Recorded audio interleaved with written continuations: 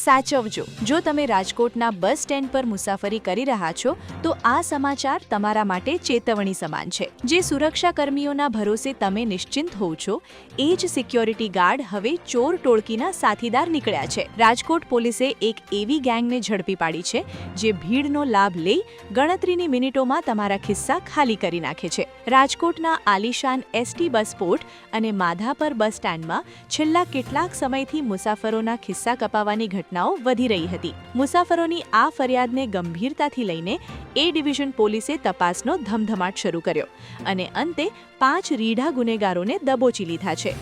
પરંતુ ચોંકાવનારી વિગત તો એ છે કે આ ચોરીના નેટવર્કમાં બસ પોર્ટની સુરક્ષા કરતા સિક્યોરિટી ગાર્ડ પણ સામેલ હતા। પોલીસ તપાસમાં બહાર આવ્યું છે કે જામનગરના શ્રદ્ધા એપાર્ટમેન્ટમાં રહેતો અમીન અબ્દુલ તરૈયા અને મુકેશ જસુવાળા ખાસ ચોરી કરવા માટે જ રાજકોટ આવતા હતા।